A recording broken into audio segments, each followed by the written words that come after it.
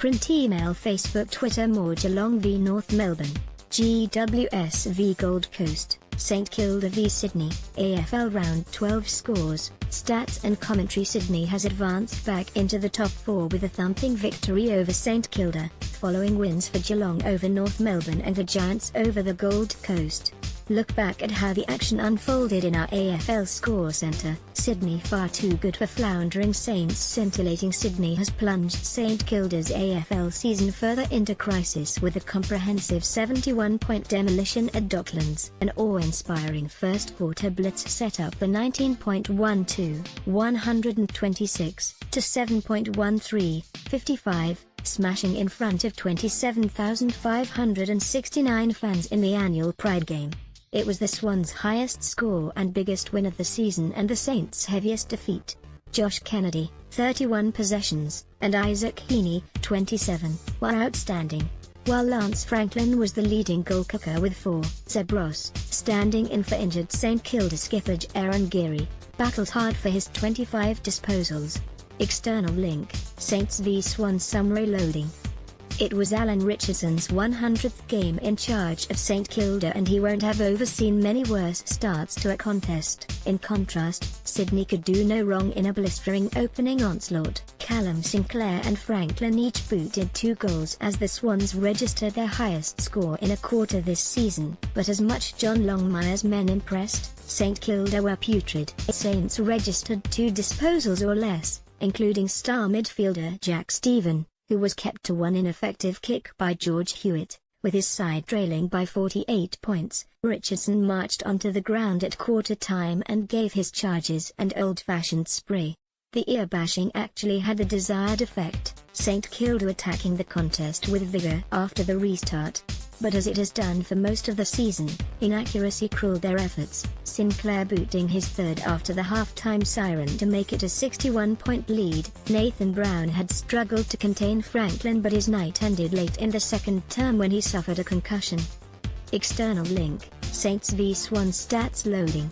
The scoring slowed for Sydney after the break but Gary Rowan chipped in with 2 goals to push the margin out to an imposing 75 points at three-quarter time. If there is any consolation to be had for Saints fans, it's that their team at least fought the game out. Josh Battle became St Kilda's only multiple goal kicker when he booted his 2nd as the home side won the quarter by 4 points. Sydney's 9th win of the season set up a tantalising clash against ladder leaders West Coast at the SCG on Friday night. St Kilda will be looking for their first win since round 1 when they take on Gold Coast at Metricon Stadium on Saturday. Up Giants have it easy over Suns. Greater Western Sydney's injury-cursed AFL season has continued, but Rory Lobb and Daniel Lloyd's setbacks have failed to stop the Giants crushing Gold Coast by a record 108 points at the Sydney Showgrounds.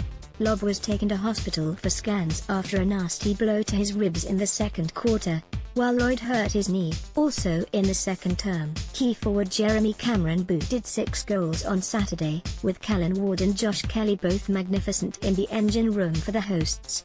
GWS were inaccurate early, kicking 2 goals from 9 shots in the first term, but busted the game open to triumph easily, 20.14, 134, to 4.2, 26. It is the Giants' biggest win over any opposition, bettering last year's 102-point belting of the Suns. External link, Giants v Suns summary loading. GWS, desperately out of form and down on confidence in May during a 4-match losing streak, sit 9th on the ladder after backing up their breakthrough win over Adelaide in style. The Suns trailed by 44 points at halftime and continued to fold meekly despite Lobb and Lloyd playing no part in the second half. Gun midfielder Dylan Shiel was also helped off the field late in the second term after rolling his ankle, but he returned to help GWS smack the visitors. This is a training run. It's embarrassing for the Gold Coast Suns, Jonathan Brown said on Fox Footy. The Giants next have a bye. It has come at a good time for Lobb and Lloyd, although both men might be set for long stints on the sidelines. The absence of Lobb, who has been asked to step up as the club's premier ruckman after Shane Mumford's retirement, will be hard to cover. Gold Coast big man Jared Witts helped himself to 64 hitouts at the Showgrounds. External link, Giants v Suns stats loading. The club's depth is already being tested by the injury-enforced absence of stars Brett Delevio, calf, Toby Green, foot, Tom Scully, ankle, and Zach Williams, Achilles. GWS have a long way to go if they're to live up to the mantle of Premiership contenders, bestowed on Leon Cameron's side during the off-season after preliminary final defeats in 2016 and 2017. But there was a lot to like for Cameron, who continued to coach from the boundary. It's the first time the Giants have recorded consecutive wins since starting the season with victories over the Western Bulldogs and Collingwood. The lopsided showdown between the expansion sides will raise further questions about what has gone so horribly wrong at the Suns. Up Geelong holds strong against the Roos. Gary Ablett wound back the clock at the AFL venue where he regularly produced command performances earlier in his career, inspiring Geelong to a 37-point victory over North Melbourne. The two teams entered the round 12 encounter at Cardinia Park with identical 7-4 win-loss records, but it was Chris Scott's Cats who looked a class above for much of the day. Tom Hawkins was the dominant forward on the ground, with 23 disposals, 11 marks and 3 goals in the 14.12, 96, to 8.11, 59 victory.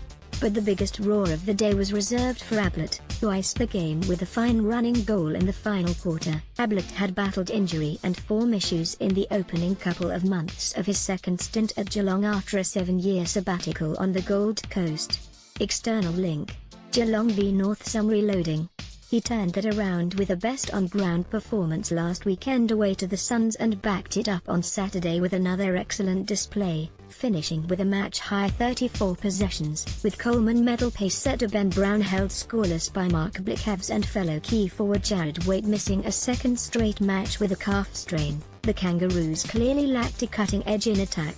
The visitors could only manage one goal in each of the first 2 quarters to trail by 25 points at the long break. Ben Jacobs had done a superb job limiting Cats skipper Joel Selwood to 5 disposals, with Ablett running rampant. North Melbourne coach Brad Scott temporarily switched his best tagger onto the 2-time Brownlow medalist shortly before halftime.